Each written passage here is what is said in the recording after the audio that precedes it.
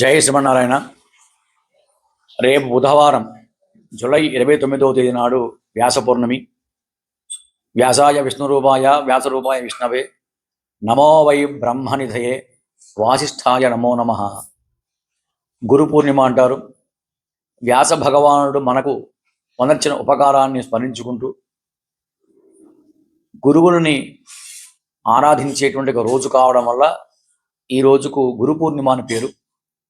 ఆషాఢ పౌర్ణమి, అలాగే కార్తీక, మాఘ, వైశాఖ ఈ 4 పూర్ణిమలు కూడా మనకి వ్యాస పూర్ణిమలుగా ప్రసిద్ధి చెంది ఉన్నాయి లోకంలో. వ్యాసోచ్ఛిష్టం జగత్ సర్వమని, ఈ జగత్తులో ఉన్న ప్రతి వాంగ్మయం అంతా కూడా అది వ్యాస భగవానుడి అనుగ్రహ ప్రసాదమే. అటువంటి వ్యాసుని స్మరించుకుంటూ మన యొక్క ఆచార్యుల యందు వ్యాస భగవానుడిని మనం దర్శించుకుంటూ ఆచార్యులను సేవించేటువంటి ఒక రోజు ఈ యొక్క వ్యాస పౌర్ణిమ.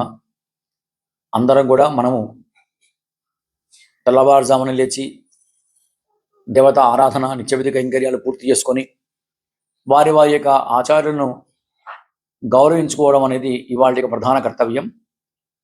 అలా స్వాచార్య పూజ, గౌరవం ఆచరించడం వల్ల అది సాక్షాత్గా భగవంతుణ్ణి ఆరాధించడంతో సమానం.